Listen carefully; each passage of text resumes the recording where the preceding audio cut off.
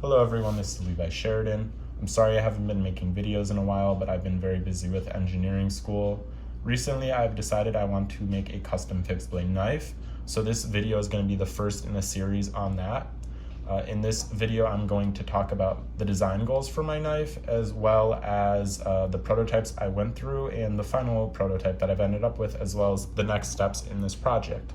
So getting into it, the design goal for this knife was to have a knife that was almost like a small butcher's knife that I could get a full grip on the handle, but also place the flat edge of the blade on the cutting surface fully without my knuckles hitting the surface.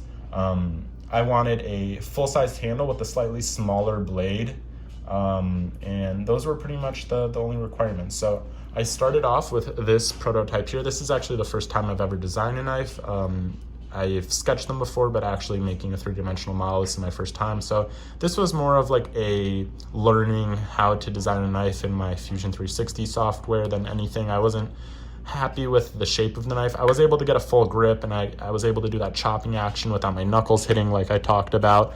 But it just didn't feel right. I didn't like how it looked. It's just like kind of a silly looking knife. So I completely started over and came up with this design. As you can see, it's kind of the predominant design throughout the rest of the prototyping process. And this one was much more comfortable. I was able to still get that full chop, but I actually fully sharpened this knife in my design software, and my 3D printer can't print perfectly sharp edges, so it didn't print the full blade.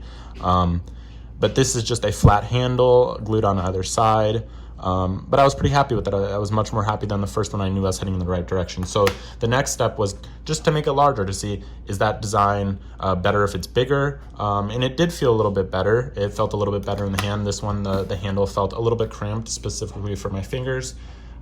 So the next step was to make something in between the two that was a little bit smaller than the first. Just to see how that would feel. I also added some more three-dimensional aspects to the handle. As you can see, there's a curve there, and there's some jimping as well. So that was that. It felt really good. The jimping was nice, and the curve and the handle was really great. The little bulge there, it fits in your palm really nicely, but something felt a little off. It was still a little small. So I went back to the first design, the first scale and the first design. So this is the same size. But what I did is I actually changed the dimensions a little bit of the curve here. It's a little hard to tell on the camera, but I just very gradually kind of played around with this curve here to see if I could get my fingers to fit it more nicely, and it did feel a little bit better. The jimping was nice like it was on the first one, so I was pretty happy with that.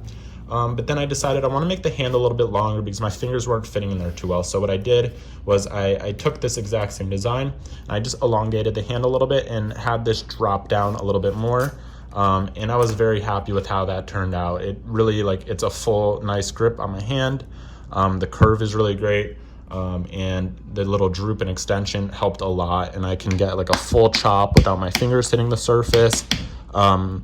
I can grab it a variety of ways. I'll show you that with the final prototype, but I was really happy with this.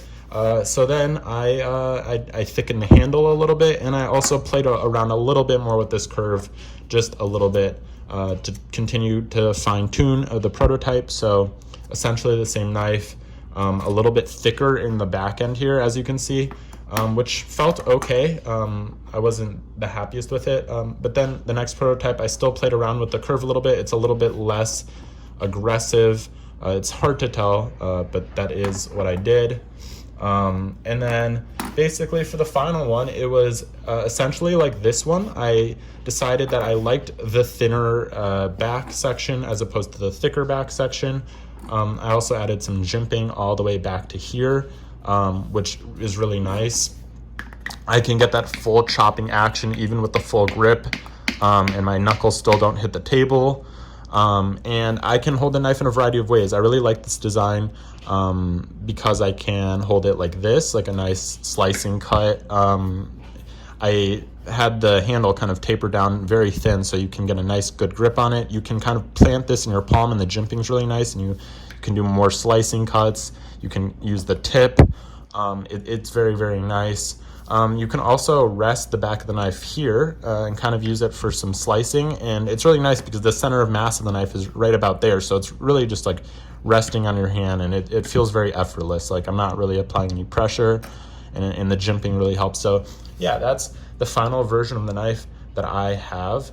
I'm really happy with how it turned out. It's very comfortable. I can get a nice full grip on it. My pinky is well secured by that. I like the jimping. I like how it looks, how it goes all the way around, and it goes up far enough you can really get a good push cut with the knife. And I like the finger guard. My finger feels really comfortable in there. So this is the final version, I think. I don't think I want to change anything else. I'm very happy with it. So the next step is going to be procuring materials. I think I'm going to be making the blade out of S35VN.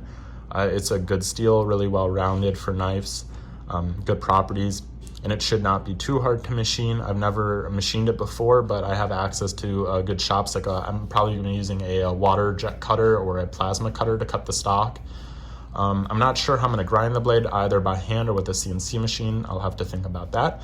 And then the handles, I have not picked a material yet, but I'm looking into some really attractive looking like acrylic or resin pieces with some cool materials embedded in it, or G10. I haven't really decided yet. I'm also considering something like copper to give it a nice heft.